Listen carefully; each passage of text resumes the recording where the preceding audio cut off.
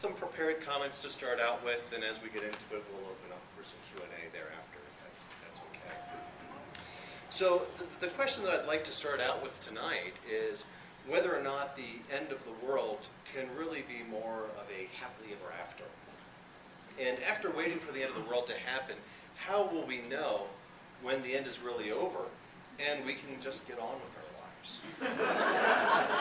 So, I am a financial advisor and a futurist, and it's a very interesting combination. And people ask me, how do you become a futurist? It's a very niche type of profession. And it actually all started in the 1970s with NASA and the space program. And the space program actually introduced us to a number of new technologies like polarized sunglasses and freeze-dried ice cream. But they also gave us some things that really changed how we live, including cell phones and GPS and integrated circuits.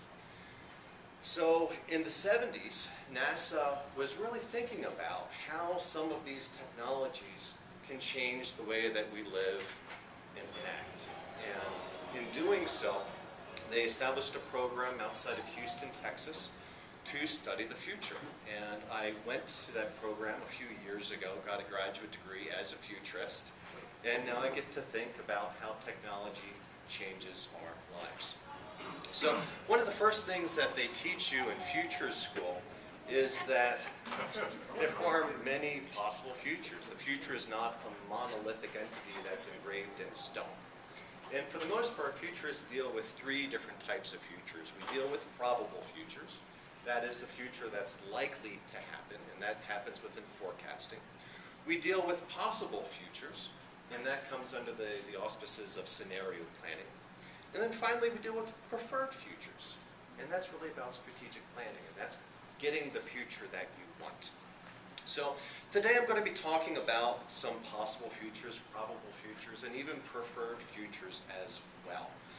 But for the most part, what we hear on the news is what I refer to as the gloom and the doom, okay? And gloom and doom are actually two different things. Gloom is all about economic stagnation and inequality. Real wages have been declining since the 1970s, banks are going belly up, and people are getting upset, and with good reason, and the list goes on and on. But the truth of the matter is that we can survive gloom. It seems like Argentina has a financial crisis every decade. Greece has defaulted on its debt no fewer than 5 times over the last 200 years. It's a habitual pattern. We can survive all of this, and life goes on.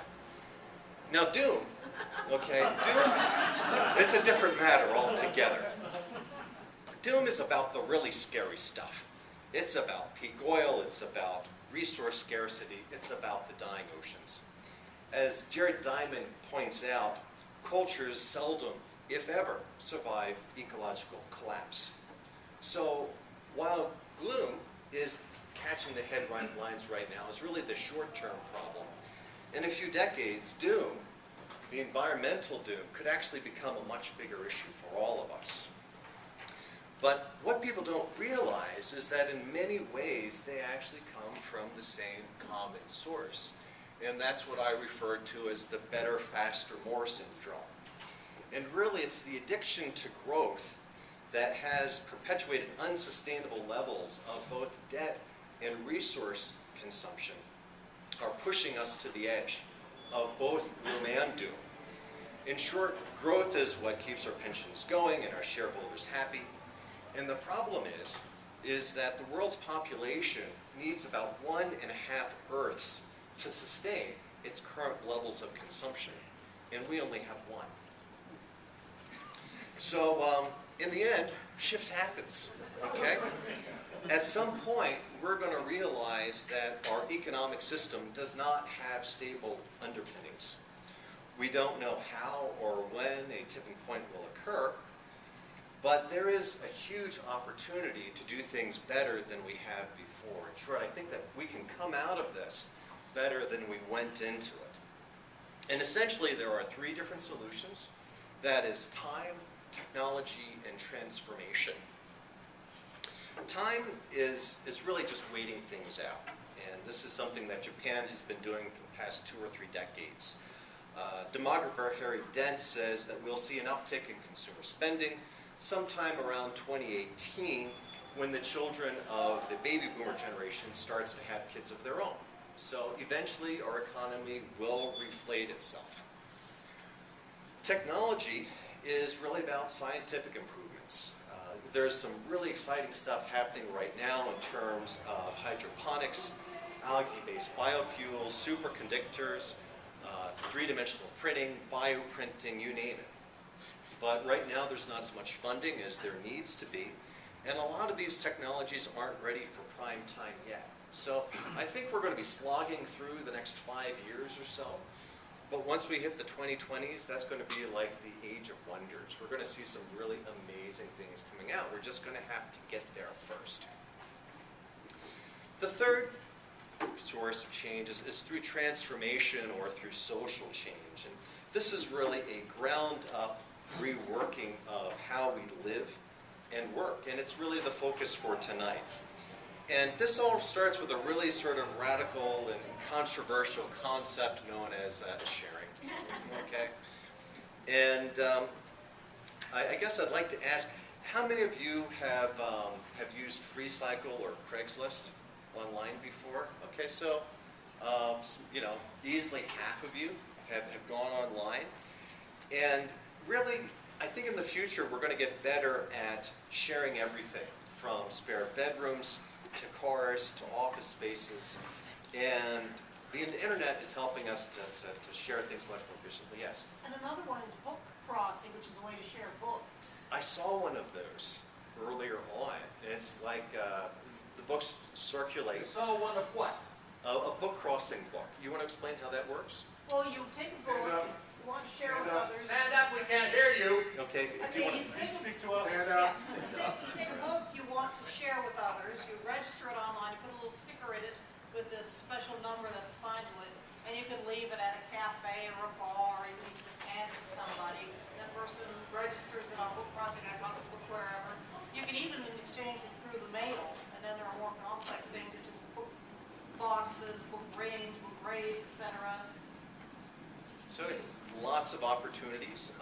Some others that I can think of, there's something called Shared Earth, which matches gardeners, people that can grow things, with people that have spare ground. And right now it's really become the world's largest community garden, with over 5,000 acres of land shared among over 50,000 different participants. Okay? There's Read It, Swap It, which is a matchmaking services for people who want to swap books. Neighbor Goods is a place where you can go online and find out which of your neighbors have which tools. If you're looking for an ice cream maker or a barbecue grill or a tent, it's one way of finding out what resources are available to you within your community. So all of this provides for a much more efficient use of assets and resources. And it's part of a changing paradigm in our economy, going away from the concept of ownership and moving towards a new concept of access. Car sharing is also a big thing that's happening right now. And the question is, why limit yourself to just one vehicle when you can access just the right car for the right occasion? And we're seeing a huge popularity in Zipcar in metropolitan areas such as New York and San Francisco. So lots of different ways for people to share. We're also beginning to see a resizing of the American dream, okay? And in some ways, the American dream is becoming a little bit of a shrinky-dink at this point. And Buckminster Fuller refers to this as the ephemeralization of our economy. And this is really the ability to do more and more with less and less until you can do absolutely anything with positively nothing. And of interest is the tiny house movement, in which people are building downsized houses for an amount equivalent of the down payment of a conventional home. This house, I think, was built for about $25,000 or $30,000. And what some people are beginning to realize is that having no mortgage really opens up one's life to having more flexibility, freedom, and fun. I mean, what's the downside of that? If you take a look at this guy's house, his kayak is bigger than his house. Okay? If he wants to move, he can just tow his house wherever he wants, where the kayaking is better. I think that actually the millennial generation may be the first post-consumer generation, as all they really need right now is a laptop. Everything that they care about, from their music to their book collection to their games to their movies, can all be carried around something that's this big. And the result is a generation that can pick up and go anywhere. And it's really pretty transformational. I think the result is going to be sort of a reemergence, as it were, a more nomadic lifestyle for a lot of people. The question is, what's going to happen when they start having kids of their own? Okay? So that's one of the things that I'm beginning to look out for right now. Among the Generation Xers, that's really my generation, who have kids, we're beginning to see a lot more what I call homesteaders, and people kind of growing their own and becoming more self-sufficient in light of economic uncertainty. For example, during the 2008 financial crisis, the seed sales at Burpee's Seed Company grew by about 60%. And a lot of community gardens that I've been following are pretty much all blocked out for space. We're seeing a huge increase in gardening of all sorts. There's a certain satisfaction of growing your own food. I mean, the food is fresher, it tastes better, and you can buy varieties that you simply can't get at the store. But you can also save a lot of money. I spoke with one couple out from California who both worked in the construction business. And after their hours were cut, they started their own micro farm on a quarter-acre lot in the suburb of San Diego, just to save money. And last year, they grew about 1,800 pounds of food on a quarter acre. With enough experience and the right weather, it's actually possible to feed an entire family on a quarter-acre lot. And incidentally, the amount of food that the average person eats per year, according to the FDA, is about 1,800 pounds. So it's possible. People ask, how do they handle their meat?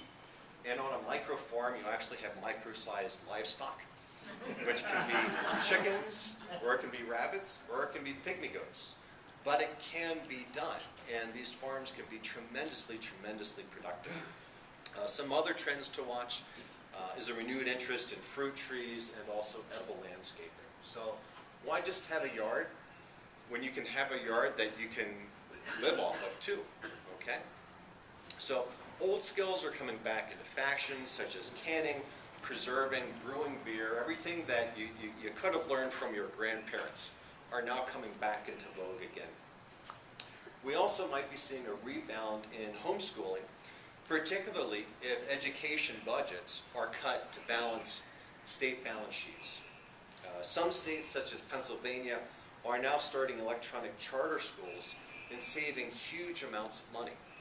For states as Pennsylvania, they can save about 30 to 40% per pupil once they go online.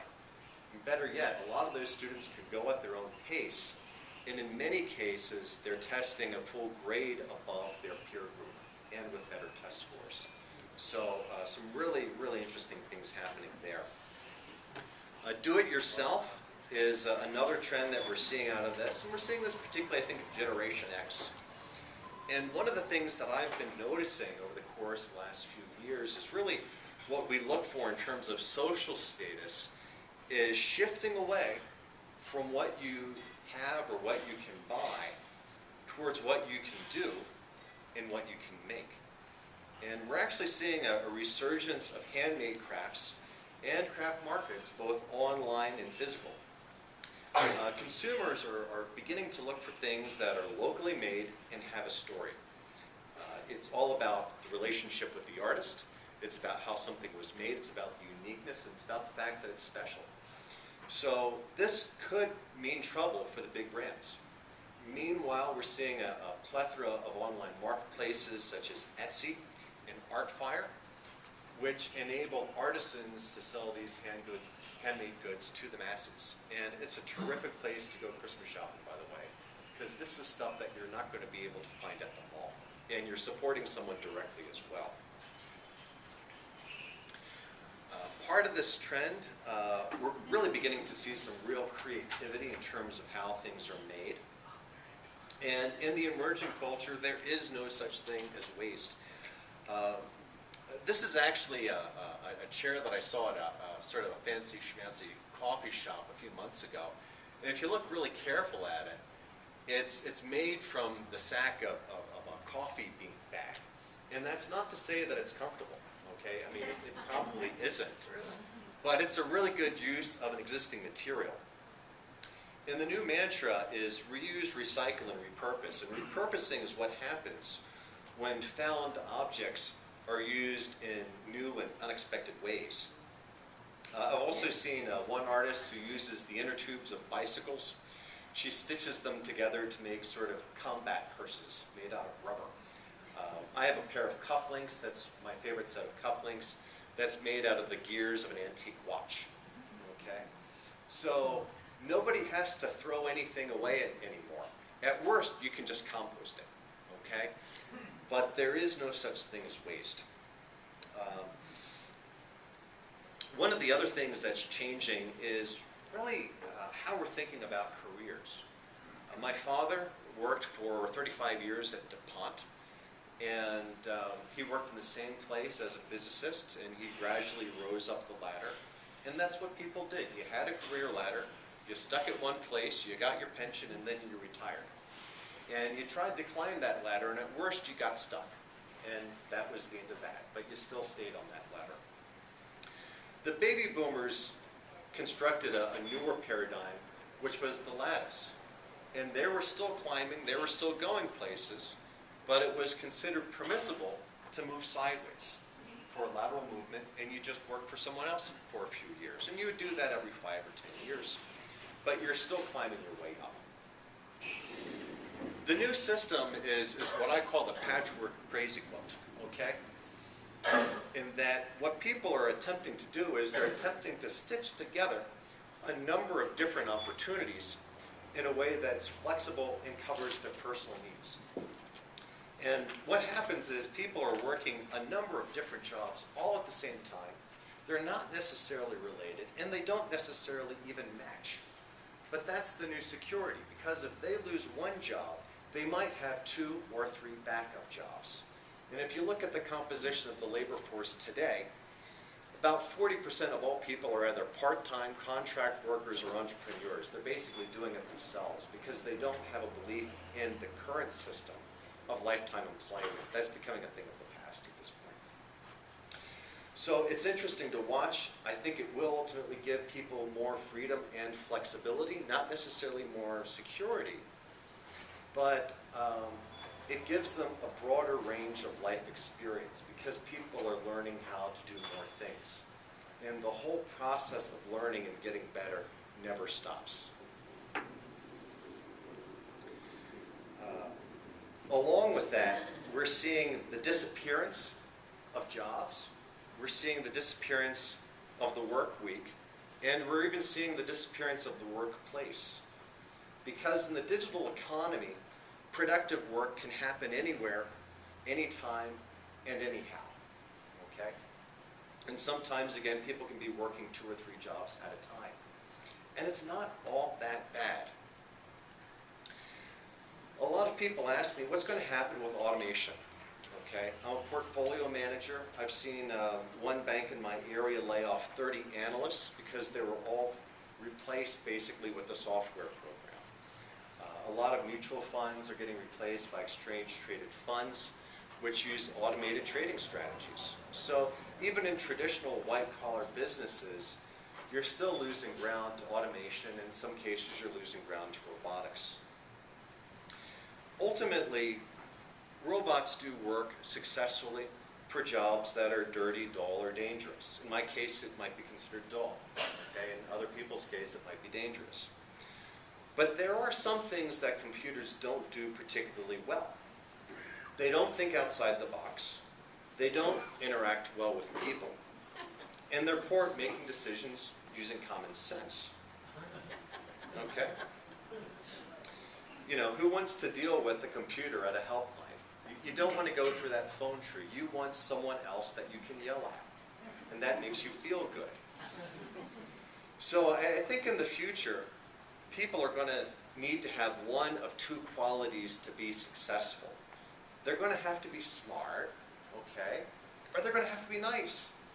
Preferably both.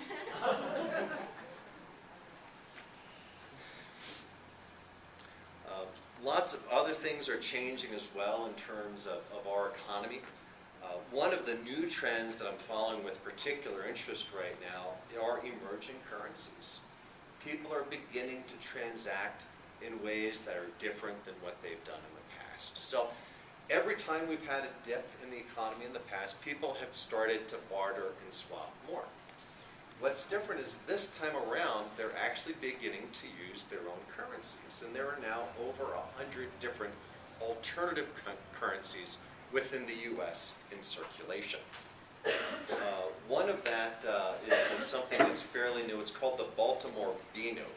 Okay? Anyone from Baltimore around here, by the way? Just out of curiosity. What they have done is they have issued their own private currency, which is pegged to the dollar. And you can actually go to the bank, and the exchange rate is that one Baltimore B-note costs exactly 90 cents. So it's like getting an automatic 10% discount on anything that you buy within Baltimore. And it's treated as a full US dollar when it's used as local businesses. The catch, there are two catches here. One is if you went to Philadelphia, no one would know what to do with it, okay? The second catch is that it doesn't earn interest, okay? So you have to spend it, and you have to spend it locally. And when you take your money and you spend it locally, and they spend it locally, and they spend it again, you can actually lift up your local economy, and you can create a positive reinforcement loop. So if we do see a weakening of the dollar or a return of high inflation, and it could happen, you know, expect to see a boom of bartering and also informal transactions and alternative currencies. Yeah. Mm-hmm. Who's the kid on the note? I think that's Elon Musk, if I'm not mistaken. Who? Elon Musk. Why him? He is doing a whole bunch of things from the Tesla project, Tesla Automotives, to the SpaceX program as well. He's a big-time entrepreneur. There are some video game icons in here. I mean, the currencies are amazing. There's one country, there's one county in Britain which has their own currency based upon British rock stars. So I think the David Bowie note is worth like 50 pounds and the Beatles worth like, I don't know, $1 or something like that. But you know, the point is that you can customize this currency any way that you want to. In the Berkshires, they have the $5 Berkshire bill is actually all made out of local paper. Okay, so it's kind of interesting. I mean, kids go to a different city and they ask, you know, their friends, what does your city's money look like? Because ultimately it could change based upon where you live. How does the federal government feel about this? It's still treated as dollars, and it's still treated as dollars earned and dollars taxed. So as long as they're getting their money, they don't really care. How does the USA feel about it? I don't know about the men, I know about the Treasury. Okay, and so far, again, it's accepted. If people are willing to accept it, they can accept it, or they can choose not to. Some people don't choose to accept this currency, and that's completely fair too. So, some changes that are happening as well in terms of the family. The big one is that extended families are back in full effect in the U.S. We are entering into what I refer to as the era of the post-nuclear family. And that is the conventional nuclear family that's morphed into dozens of different structures. This can include extended families. It can include found families of non-related people living under the same roof. It can include families with two moms or two dads. Okay, so we're really opening up our concept of what we can consider as family. 1 out of 10 Americans now live in households of one. But also, because of the increasing uncertainty, people are putting off commitments. And as a result, people are getting married now, on average, 7 to 8 years later than they did during the 1970s. And they're having kids later as well. People are getting better at pooling together resources. And what I'm seeing is that family is really the new Social Security. So if there's one thing that you can take home from tonight, it's that everything old is becoming new again, as people are falling back on the old ways to get through when times are tough, and family's one of them. So we're seeing a lot of this, okay, boomerang kids and boomerang grandparents. And I'm kind of curious, out of this crowd, how many grandparents are living with grandkids, and how many adults are living with adult kids in their house? Okay, so I'm seeing about a dozen, and that's pretty normal, okay? At this point, about 18% of all Americans are living in some form of extended family relationship. One of the big things that's becoming popular right now in California is something called granny flats. I don't know if you know what those are, but it's basically a little house for your grandma or for your mother that's on the property that can house a relative, or it can house a student and generate some income, or it can house an adult child. But it gives you a lot of flexibility. At some point, when you choose to retire yourself, it could even house you. And then you could rent out your former house, your larger house, as a form of income. So the shift here is really rethinking the household away from being a center for consumption and thinking of the household as being a source of production. It's a way of supporting you. It's no longer just paying the mortgage. The house needs to pay you too. And it can also grow to support some of these extended families. We're also seeing many variations in terms of how different ethnic groups are living in extended family relationships. Okay? Among Caucasians, you have a lot of adult children.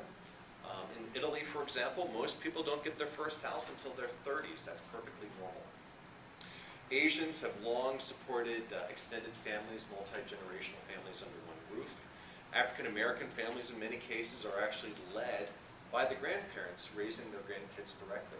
And that's a fairly common thing. So the key here is maintaining a certain amount of privacy, a lot of flexibility, and a lot of accommodation. And it can work. The shift here is moving away from the traditional concept of financial capital and rebuilding social capital. And a lot of that starts with the family, it starts with your neighbors, and it starts with your community. So over time, I think really the last major shift is away from our existing culture to what I would refer to as a wisdom culture, which values life but also accepts the inevitability of change. Over the next few years, it doesn't take a futurist to tell you that we're going to see a boom in the number of elders over the next few decades. And as this happens, our culture is going to mature. And ultimately, I think the world can become a slightly quieter and somewhat less hurried place. There's also some sociologists talking about a coming, I guess you would say, would be a geriatric peace, so to speak. Meaning that no one will want to send their grandchildren to war, okay? And if you have just 1 or 2 grandchildren, you don't want them going overseas. You want them staying right here where you can take care of them. So in summary, these are a few of the changes that we could see over the coming years. First of all, a shift away from the dominant economic paradigm of ownership towards access. A movement away from more and more to enough. A shift from household consumption to households as a center of production. Financial capital to social capital. Jobs to gigs. And finally, cultural adolescence to a cultural maturity. So, in summary, I think it's going to be the end of the world as we know it, but we'll feel fine. So, thank you.